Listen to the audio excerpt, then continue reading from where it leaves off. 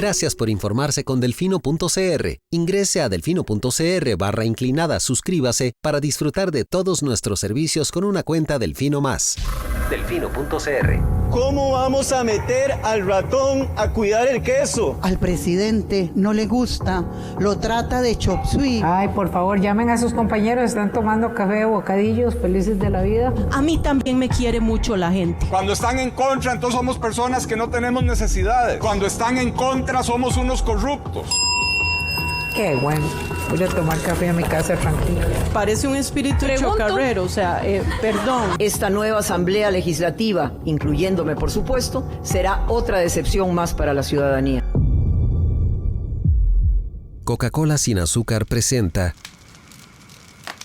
Curul en llamas, cubriendo y sufriendo la asamblea legislativa, porque alguien tiene que hacerlo. Hola queridos suscriptores de Delfino.cr, bienvenidos a un nuevo programa de Curul en Llamas, el podcast semanal donde les comentamos los temas más relevantes e irrelevantes de la Asamblea Legislativa. Les saluda Luis Madrigal desde el 2 de junio del 2023, como siempre en compañía de... May. Espero que todas y todos estén muy bien. Los temas para esta semana, vamos a hablar de la reelección del magistrado de la Sala Primera, Luis Guillermo Rivas.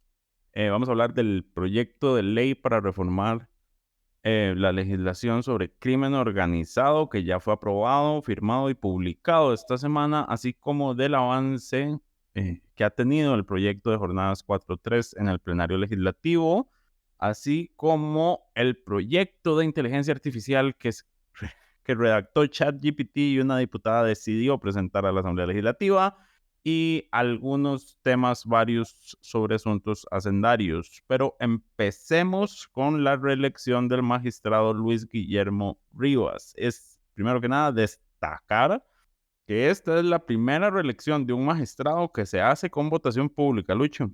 Correcto, desde que la Asamblea Legislativa aprobó, digamos, nuestra reforma sobre votaciones públicas de agosto del año pasado, no se habían hecho...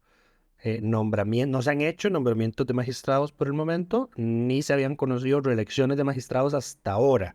Recordemos que hay 4 puestos vacantes en este momento que no se han querido llenar. Algunos cumplen ya 2 años, más de 2 años de estar vacantes. En esto sí, digamos, hay que ser un poquito como conscientes del efecto que tiene ahora la votación pública.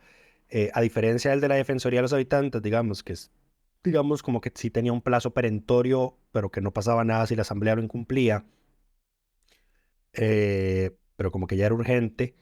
En el caso de los magistrados, cuando el voto era secreto, la asamblea sí solía hacer rondas de votación como para ver por dónde se movían las fuerzas, digamos. Entonces es esperable que ahora que el voto es público, pues haya negociaciones ya en privado, viendo a ver qué candidato de consenso se podría designar en cada una de esas plazas. Adicionalmente, hay que señalar que a diferencia de la Defensoría, de la elección de la Defensoría, para elegir magistrados o magistradas se requieren 38 votos. Ahí está el gran detalle, exactamente. Lo cual hace la elección más compleja que la Defensoría, que solo requería 29, la mitad más uno de los presentes. Correcto. Entonces, pero sí, por ahí van los detalles. Bueno, don Luis Guillermo fue entrevistado en la Comisión de Nombramientos, ¿verdad? Cuando envió el oficio diciendo quiero quedarme 8 años más. Él ya tiene 3 periodos como magistrado en la Corte, o sea que con este cuarto va a tener 30 y pico de años. Si cumple este periodo, llega a los 32 años. Ajá, va a tener 32 años de ser magistrado. Defendieron su reelección Liberación Nacional, el Frente Amplio, la Unidad Social Cristiana y me parece también, y no, nada más. Y bueno, en contra, por el contrario, digamos, se pronunció doña Pilar Cisneros, dice que nombre era oficialismo, pero el oficialismo se fracturó en esta votación. La mitad votó a favor de la reelección y la mitad votó en contra. Doña Pilar Cisneros dijo que ella votaba en contra, no por algo en contra, valga la redundancia, de don Luis Guillermo, sino porque ella apoya, digamos, la reforma constitucional para limitar a una vez la reelección de los magistrados, que es necesaria una renovación del Poder Judicial y que para ser consecuente con ella misma, pues que ella votaba en contra de su reelección. El liberal progresista también dijo que iba a votar en contra, precisamente por un tema de necesidad de renovación del Poder Judicial. Pero acá cabe mencionar, por ejemplo, que don Jonathan Acuña dijo, bueno, sí, el tema de la reelección de los magistrados no es el problema es cómo elegimos. Y en todo caso mencionaba que don Luis Guillermo Rivas, don Jonathan se fue, oiga, violento, digamos, con esa intervención para defenderlo a él. Porque, a ver, en los medios de comunicación sabemos, digamos, más o menos conocido, pero digamos no tanto a nivel nacional, que en la Corte, hasta hace unos años, digamos, cuando estaban, podemos decir, remontémonos a los tiempos del cementazo, había dos bandos casi que muy igualitarios disputándose todo en la Corte Plena, ¿verdad?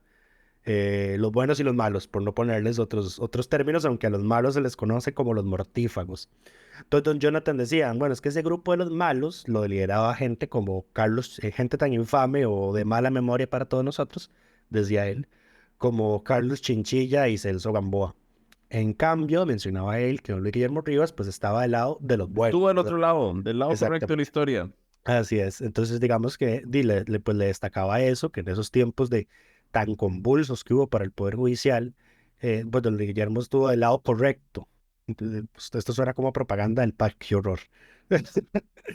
Pero por eso, digamos, esa fue la defensa que hizo él. Doña Vanessa de Paul, de hecho, también, doña Vanessa ya había sido diputada y dijo, yo tuve la oportunidad de votar por don Luis Guillermo Rivas en el año 99. eh, y pues no tenía nada que cuestionarle, más bien pues resaltó el conocimiento que tiene él. Lo mismo que hizo doña Luz Mari del oficialismo, que ya sabemos que ella suele separar, ya desde que la regañaron, digamos, desde que le metieron el voto de censura, no se aparta tanto de su fracción. Técnicamente, nada más paréntesis, en esta ocasión fue Pilar la que se apartó de la fracción, porque 5 votaron a favor de la reelección y 4 votaron en contra. Entonces, Pilar, Waldo A. y Jorge Rojas fueron votos disidentes de la mayoría de la fracción. El tema es que Pilar es la jefa de fracción. Entonces, uno en tesis de principio diría, bueno, la línea de fracción la tira en la forma en la que vota el jefe de fracción. Eso está extraño. Yo diría que Pues, la línea de la fracción la define la mayoría de la fracción, pero bueno.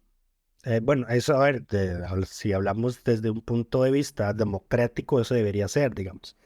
La lógica sería, yo creo que así es como opera Liberación. En Liberación somete los temas a votación interna en las reuniones de fracción de los lunes y así es como se define cómo van a votar todos. Es muy pocas las ocasiones, digamos, en las que se dejan las voluntades de los diputados por la libre.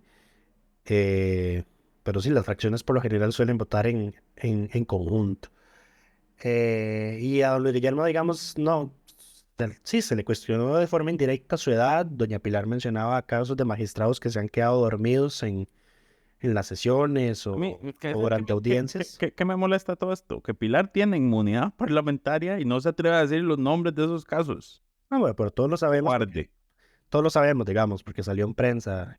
¿Cómo se llama este magistrado? Jesús Ramírez. Jesús Ramírez fue uno de esos. De hecho, salieron notas de prensa porque en una audiencia que él estaba presidiendo en la sala tercera, era ininteligible lo que él te estaba diciendo, digamos. O sea, el resto de magistrados tuvieron que Dicen que ayudar. se le bajó el azúcar. Sí, esa fue la Pero defensa entonces, pues, cuando las personas que conocen, cuando a uno se le baja el azúcar, uno queda básicamente como si estuviera completamente ebrio. Sí. Entonces es una escena un poco trágica Sí, cuando es el presidente de la sala tercera. Y era cuando estaba llevando el caso de Carlos, ¿no? me parece. Sí, sí, para abrir evidencia y diciendo que ya estaba. No, fue un desastre, fue un Para desastre. rematar, sí. Exacto, pero bueno, quedó reelecto. Recordemos que en estos casos nuestra constitución establece que la asamblea puede oponerse a la reelección, pero requiere mayoría calificada para la oposición, es decir, Correcto. 38 votos en contra. En este caso estuvo más cerca de tener la misma cantidad a favor. Lo cual yo quiero destacar es un recordatorio de por qué es importante mantener nuestro sistema actual, porque con la reforma que querían hacer de que para ser magistrado se requiriera 38 votos positivos para la reelección, don Luis Guillermo hubiera quedado por fuera. Correcto.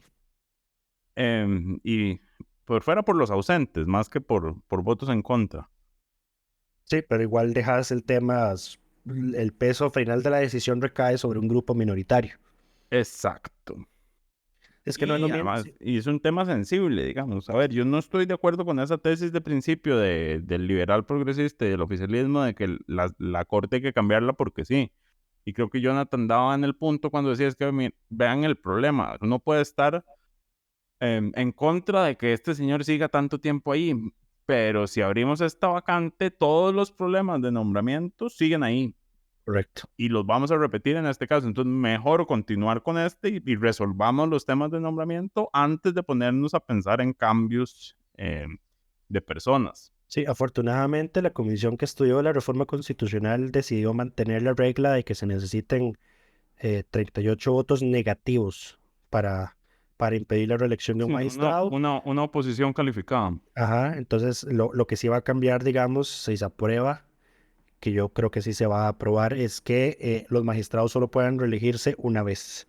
En todo caso, me parece que estas reglas no aplicarían para los actuales que ya están, digamos, porque ahí fueron electos bajo reglas distintas. No estoy seguro. Inclusive me parece que eso puede ser lo que esté motivando el no hacer nombramientos de magistrados por ahora.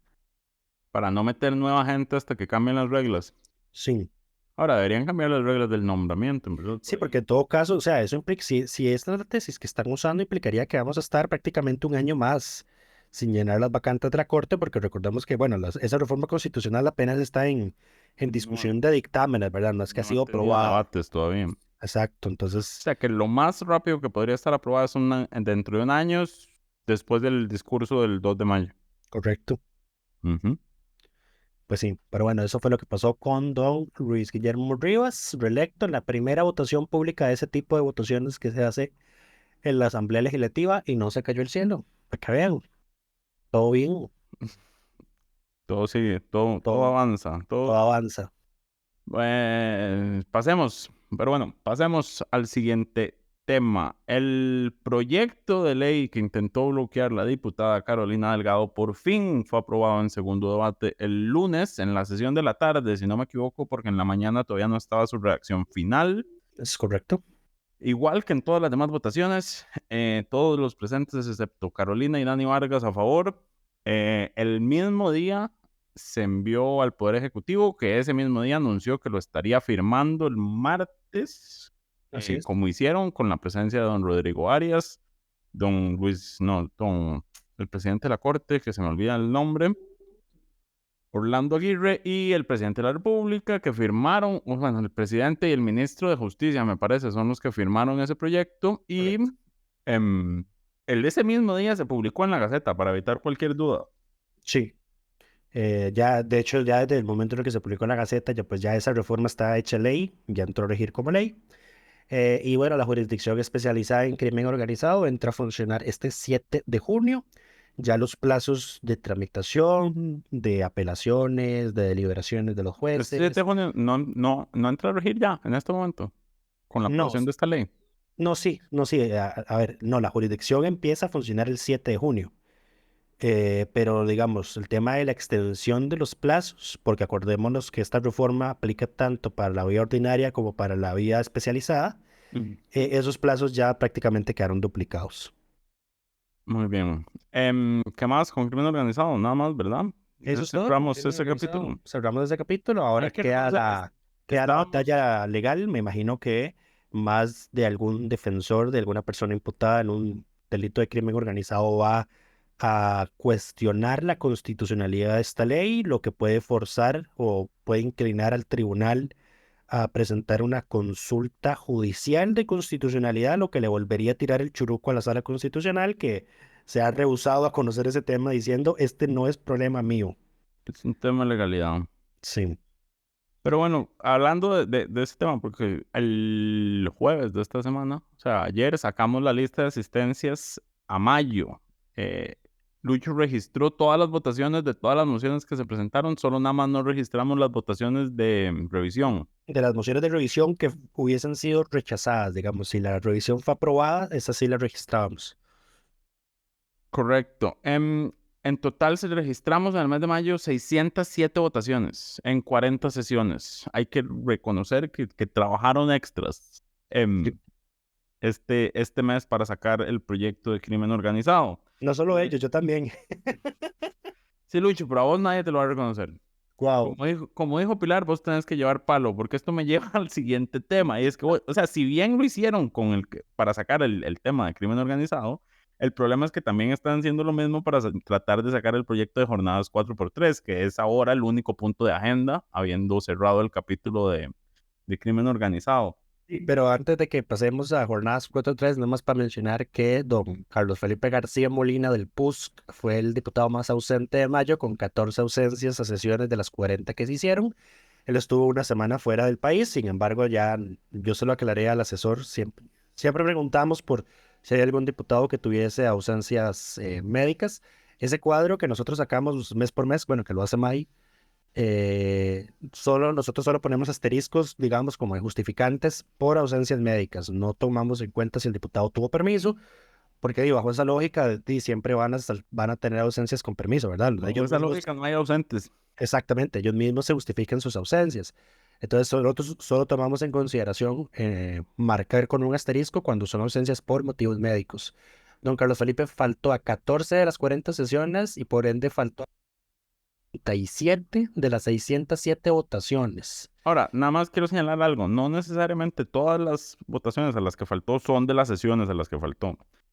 Porque, por ejemplo, uno cuando ve el gráfico mira a alguien como doña Marta Padilla, que faltó a 11 sesiones, ella solo estuvo ausente en 100 votaciones. Correcto. Entonces, aquí que este muchacho haya faltado a 377... no es solo porque faltó esas 14 sesiones, es porque a las que llegó también se ausentaba a votaciones. Así es. Y apareció también el espíritu que... de Pedro Muñoz. Sí, reencarnó en el cuerpo de don Fabricio Alvarado, porque don Fabricio solo faltó a una de las 40 sesiones en términos formales, ¿verdad? Porque... O sea, que aparece su firma en el acta. Correcto. O sea, que el ujier, la persona que lleva la asistencia, lo vio y le consignó presencia. Pero don Fabricio faltó a 371 de las 607 votaciones. De hecho, fue el segundo diputado que más faltó a votaciones en mayo. A pesar de solo haber faltado a una sesión. Así que así a don Fabricio se le está pegando la pedriña. La famosa. Sí, y de hecho ya en su... de hecho creo que ayer estaba revisando el gráfico, la estadística anualizada. Ya en los últimos 12 meses hemos registrado 1.136 votaciones y de esas 1.136 don Fabricio ha faltado 493, es el tercero más ausente. El primero es su compañero Yonder Salas, que ha faltado a 519 votaciones, y vea que muy lejos no anda don Carlos Felipe, porque don Carlos Felipe ha faltado a 505. Así que, exacto. Así que no sé qué está pasando ahí con don Carlos Felipe, porque... Espíritu de Pedro Muñoz. Porque ya, o sea, de hecho, si vemos su perfil en nuestra plataforma de asamblea, él llega al 84% de las sesiones, pero solo llega al 56% de las votaciones. En cambio, don Fabricio llega al 92% de las sesiones, pero llega al 57% de las votaciones. Correcto. Entonces, ahí están, ya están mapeados. Pueden revisar los datos en nuestro sitio delfino.cr/inclinada asamblea. Pero ahora sí, sigamos con jornadas 4x3. La primera pregunta clave, Lucho, ¿cuántas sesiones quedan? Quedan 2 sesiones. Para que esto se acabe. Es la del jueves, en la tarde fue la 12ª sesión de discusión de votación de mociones con discusión. La extraordinaria del lunes se va a cancelar, o ya se canceló, para que la comisión de Sendorio sesione, porque hay varios presupuestos extraordinarios ahí metidos que no se han podido ver. Entonces, por lo menos, si no me equivoco. Ajá. Entonces, la 13ª va a ser el lunes en la tarde y la 14ª va a ser el martes por la mañana. Perdón, entonces a partir del martes en la sesión de la tarde, de las 3 de la tarde, las mociones van a empezar a conocerse sin discusión. Esta semana se lograron ver 57 mociones de fondo. Claro, porque se pusieron a pelear también. Sí, todas rechazadas. Múltiples pleitos por múltiples motivos. Sí, un absoluto desastre, pérdida de tiempo, bochorno. Fueron sesiones en las que no estuvo presidiendo don Rodrigo Arias. No estoy diciendo que sea culpa de doña Gloria. Sin embargo, sí, al menos el primer día, que fue el miércoles, me parece que fue la situación descontrolada, absolutamente desastrosa. Doña Gloria sí, digamos, contribuyó un poco al desorden, no puso orden a como debió haberlo hecho. Ya el jueves sí logró, ya se impuso, digamos, no voy a ya el jueves se puso más estricta, de hecho hasta regañó a los estudiantes universitarios que estaban en las barras del público protestando contra el proyecto porque cuando hablaba Pilar Cisneros, pues le gritaban y doña Gloria les pidió respeto y les dijo que no fueran malcriados. Ahora, yo quiero señalar que uno de los problemas que tiene doña Gloria en su manejo del director es que se le salen dos cosas. Uno, un fuerte adultocentrismo que se ensaña contra el Frente Amplio y se nota no solo en la forma, sino también en el tono en que se dirige a ellos. Y el otro es algo que es como un abogadocentrismo. Entonces, que si usted no es abogado, la mano lo descalifica ya de entrada. Su opinión es como, usted no sabe lo que está hablando, siéntese y cállese. Por dicha se ha controlado un poquito, digamos, porque inclusive antes, cuando ella quedaba presidiendo, Era peor. era peor, pero porque doña Gloria interrumpía o sea, si ella no estaba de acuerdo en el fondo de lo que un diputado estaba diciendo sobre un proyecto, sobre un determinado tema, en el fondo, doña Gloria lo interrumpía desde la presidencia, Ajá. diciéndole que él estaba equivocado, que eso no era así, o sea, ni siquiera era un tema de procedimiento, es que ella se ponía a discutir con el diputado en el tiempo, el diputado que tenía el derecho a hacer uso de la Y palabra. desde la presidencia, digamos. Ajá, No para- puedes discutir.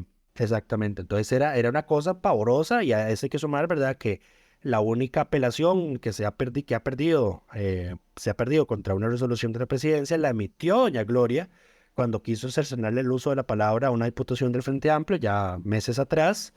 Y de hecho quiso hacer lo mismo esta semana, porque el pleito fue lo siguiente.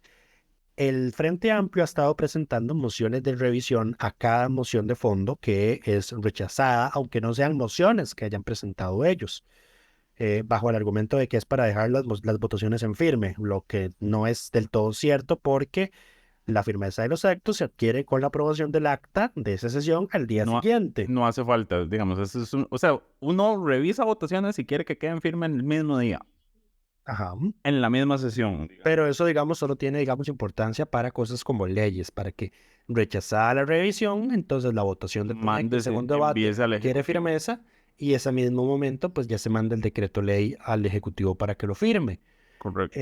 Pero en este caso no tiene sentido, digamos, porque son votaciones sumamente contundentes. Exactamente, entonces es solo para que ellos hagan uso de la palabra, que en todo caso están en su derecho, sí, pero eso no quiere decir que están evidenciando francamente de que el recurso de revisión está siendo abusado y creo que a futuro va a tener que plantearse alguna reforma como que la moción sea suscrita por determinada cantidad de jefaturas de fracción que representen N cantidad de diputados o que sea firmada por N cantidad de diputados, etcétera. Pero en fin, entonces el Frente Amplio, digamos, estaba acaparando el uso de la palabra en las mociones de revisión. ¿Qué es lo que ocurrió? Que entonces empezó una pelea, una batalla, una carrera en la mesa del directorio entre asesores del oficialismo y asesores del Frente Amplio por ver quién presentaba primero la moción de revisión. Recordemos, el primero que presenta es el que deja el que puede hablar. O sea, la primera moción que se entrega es la que se vota. Primero en tiempo, primero en derecho, dice el dicho. Quien firmó es el que puede hablar, usar el tiempo. Ajá. Entonces, esto generó, digamos, una discusión porque, bueno, el Frente Amplio está acaparando el uso de la palabra, hay diputados que quieren hablar. Entonces se llegó a un acuerdo político entre jefaturas de fracción y el directorio para que se repartiera el tiempo de las mociones de revisión. De modo que si había dos firmantes, pues bueno, cada uno se iba a quedar con 2 minutos y medio, 2 minutos 30. Sin embargo, lo que ocurrió de seguido después de adoptados acuerdos fue que se presentó, empezó a discutirse una moción de revisión, el Frente Amplio usó sus 2 minutos y medio, doña Pilar se anotó para hacer 2 minutos y medio, pero doña Pilar dijo, voy a reservarme el tiempo y les pido rechazar esta moción. Entonces, acaso habló como 15 segundos, una cosa así. Básicamente hizo una movida para tratar de ganarse 2 minutos y medio por moción de revisión. Y eso en realidad lo que generó fue un pleito de más de 1 hora en el que los diputados empezaron a discutir porque el Frente Amplio, bueno, dijo, si ella se reservó el tiempo, yo también soy firmante, pues yo quiero hacer uso de ese tiempo. Doña Gloria inicialmente lo objetó, lo que generó que el Frente Amplio apelara. Varios diputados de Liberación Nacional estuvieron de acuerdo con la apelación del Frente Amplio, digamos, de forma verbal. Y al final doña Gloria terminó dándole la razón al Frente Amplio y les permitió hacer el uso del tiempo que se había reservado doña Pilar Cisneros. Entonces, digamos, la apelación no se llegó a votar porque doña Gloria la aceptó. Eso generó que se empezara a acusar al Frente Amplio de violar el acuerdo político, que no habían pasado ni 3 minutos desde que se había acordado. Lo que no es cierto, digamos, es que francamente, y en esto yo creo que sí le voy a dar la razón a doña Dinora Barquero, fue por un tema, una movida baja, artera, como la calificó ella, de querer ahorrarse 2 minutos y medio de tiempo. O sea, y eso generó que más bien se perdiera más de 1 hora de sesión. No tenía ningún absoluto sentido, y además abría una peligrosa puerta, que creo que fue lo que eso generó que doña Gloria pues terminara aceptando la apelación, de que a futuro alguien presenta una moción de revisión o una moción cualquiera y dice, bueno, yo me reservo todo el tiempo, entonces le cercena el derecho a los demás firmantes a poder hablar. Correcto. Así. Eh, pero sí, fue un desastre, porque luego empezaron Ahora, ajá. Pilar asegura que ella en la reunión de jefes de fracción dijo que ella se iba a reservar parte del tiempo que le correspondía. Lo que yo creo que nadie esperaba era que fuera todo el tiempo que le correspondía, lo que se fuera a reservar, básicamente. Y el Frente Amplio en todo caso dijo que don Antonio Ortega justamente elevó esa duda en el momento en el que se estaba negociando el acuerdo de que qué iba a pasar con el tiempo reservado. Ahora, aquí hay que señalar otro detalle, y es que hubo toda una discusión por el tema, de nuevo, hace poco el presidente de la Asamblea, Rodrigo Arias, volvió a hacer una aclaración sobre el tema del uso de las intervenciones por el fondo y por la alusión. Y eso generó una discusión porque creo que fue a Sofía Guillén, no la dejaban hablar por el fondo porque Pilar habló por el fondo y Gloria Navas dijo no le dijo que se callara, pero digamos, se lo señaló, y después ya cuando le tocó a Sofía ya andaba menos tolerante y la cortó antes del tiempo, pero la intervención de Sofía sí era por el fondo, entonces... Sí, y además que Sofía se enojó porque dijo, bueno, es que yo quiero que quede constancia de que solo usted a mí me quitó el orden. Eso no es cierto. Doña Gloria, cuando doña Pilar intervino por el fondo, por el orden, y le dijo, usted está haciendo la intervención por el orden, le quitó el uso de la palabra. Cuando don Alexander Barrantes empezó a hacer un rant atacando a la extrema izquierda y que no sé qué, o sea, parecía un discurso de la gente de Vox en España, esa vara, francamente penoso. También doña Gloria le quitó el uso de la palabra. Entonces el Frente Amplio en esto no tiene la razón. Doña Gloria sí les interrumpió el uso de la palabra a doña Pilar y a don Alexander. Así que no había, digamos, un trato diferenciado. Ya francamente doña Gloria estaba perdiendo la paciencia, ya se le veía, digamos, un poco molesta, al punto de que le dijo abiertamente a doña Sofía, no tiene la palabra, siéntese. Y en otra sesión le dijo que no le iba a dar el uso de la palabra y que fuera obediente. ¿Ves? Se le sale el adultocentrismo. Sí.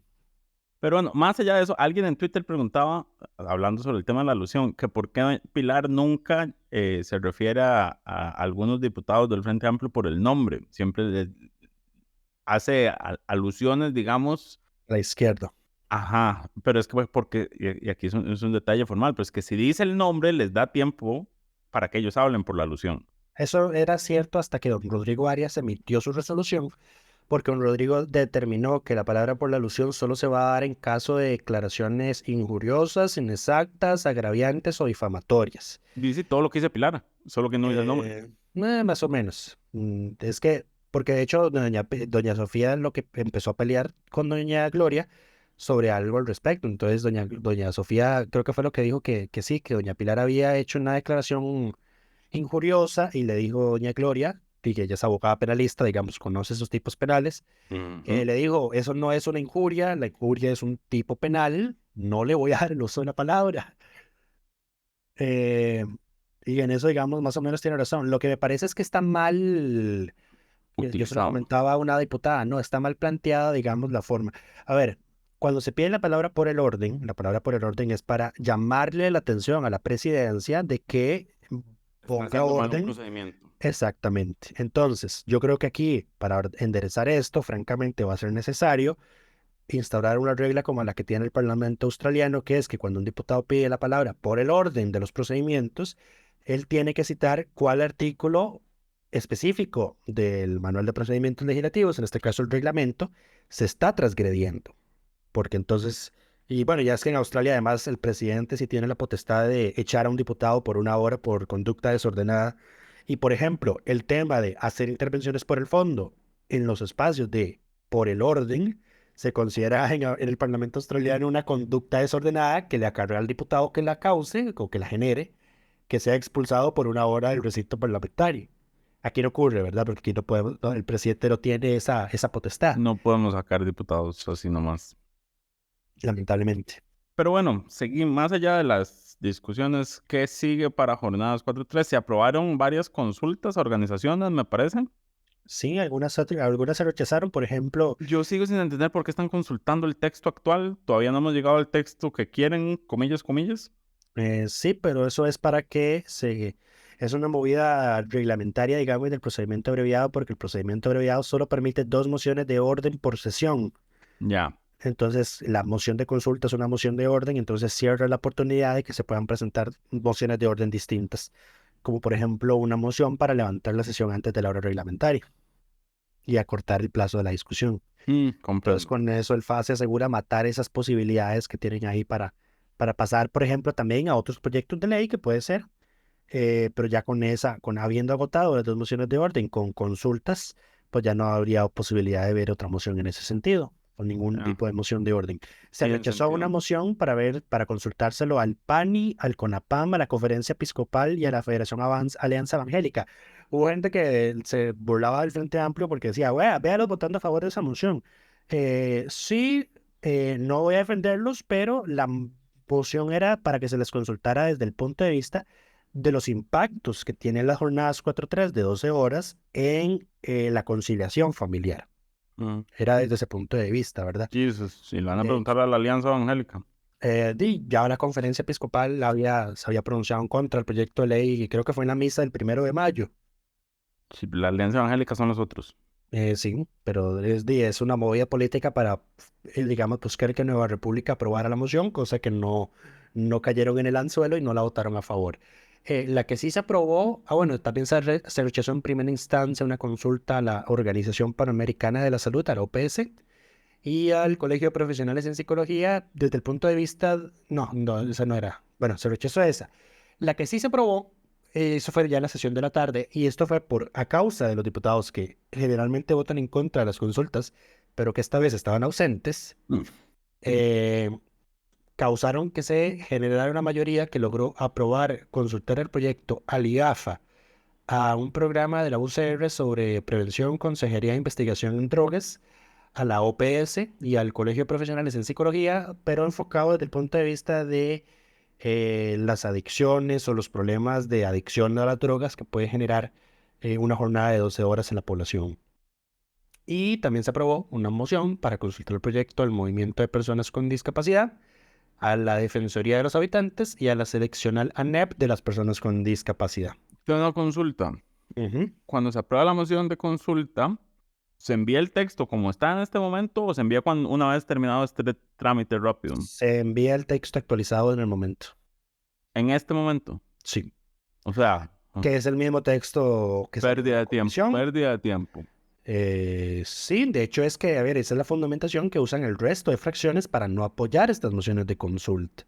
Claro, claro. El tema es que, bueno, ya que lleguemos a la moción 470 y pico, pues van a pasar creo que por lo menos 1 o 2 semanas, porque apenas vamos por la moción Pero ya se acaban las número discusiones, ¿no? 116, sí, pero digamos, lo más que pueden votar en un día son 100 mociones y son 700 las que quedan. 7 sesiones, ok. Y a cada una le meten moción de revisión. Y además, como aquí no hay mociones acumuladas, don Rodrigo Arias no hizo acumulación de mociones en este proceso, lo que me parece un error. Bueno, y que un error que ya no importa, digamos, porque ya se van a acabar las sesiones con discusión de mociones, que de la acumulación de mociones, el propósito que tiene es ahorrar tiempo de discusión, pues aquí don Rodrigo no lo hizo. Ya no va a tener ningún sentido que se hagan agrupaciones de mociones. En fin, ok. En eso estamos. O sea, que nos quedan 2 semanas de esto. Como mínimo. Más la consulta de constitucionalidad. Más la consulta, sí, que claramente tiene los votos para mandarse a consulta. Más allá de que tengan los votos, espero que la fundamenten bien. Yo Sí. la única forma en que no veo esto pasando es con una buena consulta. Sí. La única. Porque los votos están para aprobarlo. Veremos qué negociaciones se hacen a niveles Pero bueno, de reacción. pasemos al siguiente tema. Esta semana se presentó un proyecto de ley que pretende crear un marco regulatorio para el desarrollo de la inteligencia artificial en Costa Rica. En concreto, el proyecto fue presentado por la diputada, y hay que señalar que ella es la autora intelectual, comillas, comillas, Vanessa de Paul Castro del PUSC, y con las firmas de un diputado por fracción, aunque la diputada Johanna Obando, le retiró el apoyo en el momento en que leyó, o sea, nunca le dio el apoyo al proyecto, porque lo leyó y se dio cuenta de que era una insensatez, básicamente. Lo apoyaron José Joaquín Hernández, Manuel Esteban Morales, Olga Lidia Morera y doña Rocío Alfaro. De todos los 4, yo tenía una mejor percepción en su desempeño legislativo. Por lo menos para que leyeran el proyecto y se dieran cuenta de que esto era completamente insensato. ¿Y a qué me refiero? Es que no solo pusieron a ChatGPT a redactar el proyecto, dejaron todo lo que redactó tal y como, o sea, más allá de que si uno le pregunta a ChatGPT, esta herramienta, a ChatGPT, usted puede redactar un proyecto de ley, le tira una respuesta que dice que no está diseñado para ese tipo de cosas, justamente. Pero bueno, más allá de eso, de que se usaron la herramienta equivocada para el fin incorrecto, para el fin que no está diseñado, el proyecto, por ejemplo, empieza diciendo, ¿dónde está? Habla de la Constitución política y menciona mal los artículos. Sí. Dice el artículo 1, ay, man, ¿dónde estaba ese texto? No lo encuentro. A ver, el artículo 1 de la Constitución es el que dice que Costa Rica es una república multicultural. Exacto. Dice, el artículo 1 de la Constitución consagra el principio de dignidad humana como supremo valor que debe ser respetado y protegido. Lo que no es cierto, porque el artículo 1 dice Costa Rica es una república democrática, libre, independiente, multiétnica y pluricultural. Exacto. Entonces, uno solo con eso ya se da cuenta de que este texto es basura. Literalmente, basura. De hecho, uno podría decir, bueno, pero es que el artículo 1 ha sido reformado. Sí, bueno, la versión original de la Constitución del 49, o sea, tal y como salió emanada de los constituyentes, decía que Costa Rica es una república democrática, libre e independiente. Así que no hay por dónde, digamos, el ChatGPT pudiera decir que consagra el valor de la vida humana. Exacto. Entonces, por favor, un poquito más de seriedad en este tema. A ver, empezando porque nadie sabe todavía cómo regular el tema de inteligencia artificial. Empezamos por ahí.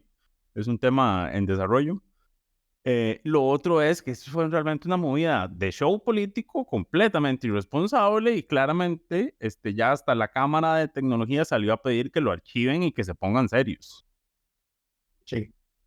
De hecho, cuestionan que pueda ser inclusive potencialmente inconstitucional porque ahí es un proyecto que fue redactado no por un diputado, sino por una inteligencia artificial. Pero bueno, todos sabemos que los diputados no redactan sus proyectos. También, sí, exacto, lo redactan los asesores. Eso es harto con sus asesores o grupos de interés les envían los textos. O sea, a ver, esto siempre pasa, por ejemplo, cuando 2 diputados meten el mismo proyecto de ley, que es para un fin en específico demasiado concreto. Es como, ok, mandaron el proyecto a todos los despachos y no se pusieron de acuerdo y 2 lo metieron al mismo tiempo. Eso pasa, porque ellos no redactan los proyectos, no es el diputado el que lo redacta. El que crea eso no ha entendido nada todavía. Ajá. Pero en fin, entonces yo no creo que ese sea el problema, porque ellos respaldan el texto al firmarlo y presentarlo. El problema es que son unos completos irresponsables y pensaron que esto no era una gran idiota. De hecho, hasta en presidencia se burlaron del tema prácticamente. Es que cómo no nos vamos a burlar del tema.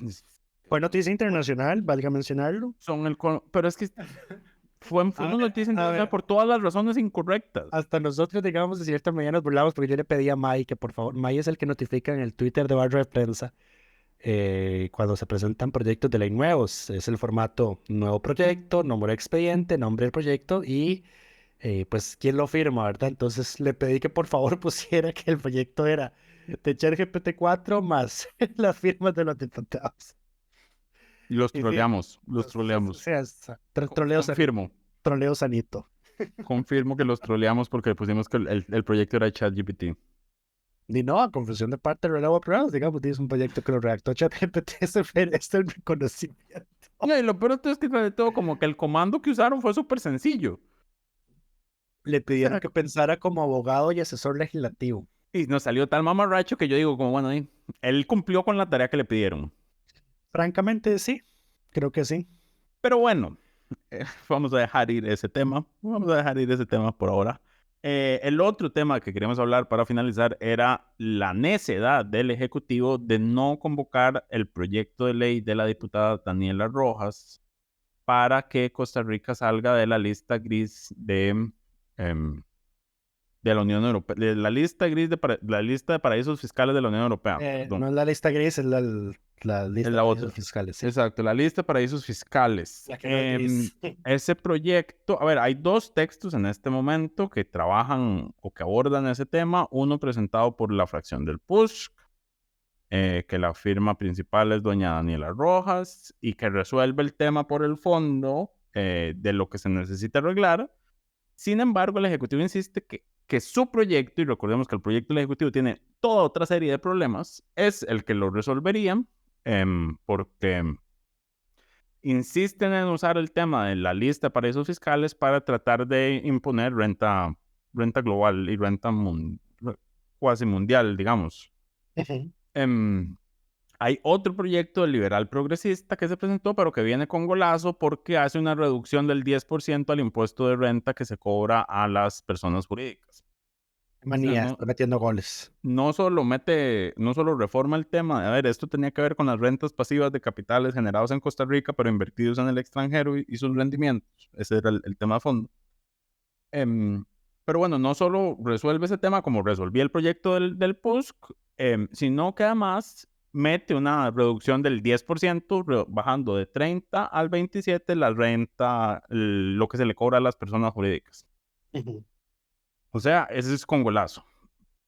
El ministro de Hacienda dio declaraciones esta semana y dijo que ambos proyectos no solucionan el problema, que solo su proyecto soluciona el problema, y aquí el tema es que estos no están convocados, no están avanzando, y en octubre es que se reúne, digamos, para este proyecto, para este tema, la fecha límite, no es límite fatal, pero la próxima fecha límite es octubre, que es cuando se reúne el Consejo de Ministros Económicos o de Hacienda europeos, y es cuando se revisa la conformación de la lista. Para ese momento, si Costa Rica ya resolvió este tema, nos sacarían de la lista de paraísos fiscales. El grupo del Código de Conducta es el que prepara la lista y la revisa el Consejo de Asuntos Económicos y Financieros de la Unión Europea, el ECOFIN, y finalmente la adopta que son los ministros de Hacienda. Ajá, y finalmente la adopta el Consejo Europeo los meses de febrero y octubre de cada año. Así que octubre menos un mes, septiembre. Exacto. Si para esa fecha no está resuelto, vamos a seguir en la lista hasta febrero, enero, febrero. La siguiente revisión, que es febrero, se conocen, o sea, sí. Vamos a seguir en la lista hasta la nueva reunión. Ajá. Hacienda no solo no ha convocado estos proyectos, que digamos, igual tendrían poca posibilidad de avance, aunque no sé si están en periodos de consulta o en cuál es su estado actual en comisión. Pero las comisiones han estado paralizadas por todo el tema de las sesiones extraordinarias y demás. Pero bueno, ni siquiera están convocados estos proyectos, pero el Ejecutivo ni siquiera ha convocado sus propios proyectos de Hacienda. O sea, presentaron 5 proyectos y dijeron, estos son temas prioritarios, y ni siquiera los han convocado, no están en la agenda de extraordinarios. Correcto. Entonces hay como cero interés real, y yo creo que aquí de nuevo están jugándose la carta de en septiembre salir a decir, esto es urgente, apruébeme esto, porque ya se van a reunir para tratar de usarla como palanca de presión a su proyecto de modificar la ley del impuesto sobre la renta. Yo creo que lo que va a pasar aquí es que, finalizado las extraordinarias, van a tener que aprobar esto de nuevo en vía rápida, y yo creo que la opción más viable es el del PUSC. De hecho, el diputado Jorge Dengo se burló del ministro de Hacienda con mucha clase y le dijo que estaba tan perdido que anda mencionando que él presentó un proyecto el cual no ha presentado. Sí, correcto. A ver, probablemente él se refería al proyecto de su compañero de bancada, pero ciertamente queda muy mal el ministro cuando dice que ya revisaron un proyecto y no resuelve el tema, y que el proyecto es de tal diputado y ese proyecto no existe. Sí. Pero en fin. No son los mejores tiempos para el ministro de Hacienda. Bueno, yo creo que ya pasó la tormenta con el tema hacendario. Pues no, vieras que esta semana los controles políticos fueron prácticamente todos criticando el plan fiscal del Ejecutivo. Liberación de una vez le dijo, nosotros no lo vamos a apoyar, retire, más bien retire, o sea, ni siquiera, no es que como que desconvoque, digamos, es que, Archive. o sea, que mande a retirar los proyectos, como No han me voy a iniciado su perder tiempo trámite. con eso. Como no han iniciado su trámite, pues que los retracte, pues. Así Correcto. están las cosas. Pero bueno, con eso terminamos por esta semana. Esperamos. Bueno, comentario no aparte. hay- Dijo Lucho que no hay nadie merece No hay. reconocimiento esta No. semana. No, esta semana fue francamente un absoluto desastre. Creo que lo que lograron con la aprobación del proyecto de crimen organizado el lunes, lo borraron todos, absolutamente todos, con el CO. El resto de la semana con el comportamiento que tuvieron en el proyecto Jornadas 4.3. Todos, es que cuando digo todos, es todos. Francamente, ha sido algo penoso. Creo que era Fernando Chironi, un periodista, un comunicador, en Twitter que decía, vea, si quieren ver el efecto que tienen jornadas de 12 horas en los ambientes laborales, vean las sesiones de la Asamblea Legislativa. Y no podría estar en más de acuerdo con él. Pues sí. Y sí, Ciertamente. por eso esta semana no hay congresista de la semana, así que nos escuchamos la próxima. Cuídense mucho. Muchas gracias. Esperamos que todas y todos estén muy bien. Coca-Cola sin azúcar presentó Curul en llamas, cubriendo y sufriendo la Asamblea Legislativa, porque alguien tiene que hacerlo.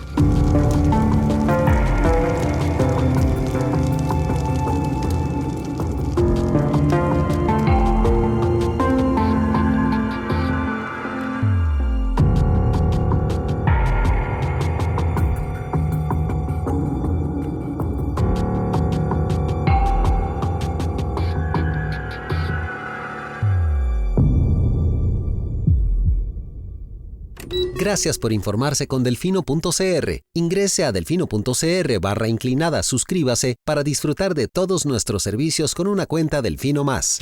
Delfino.cr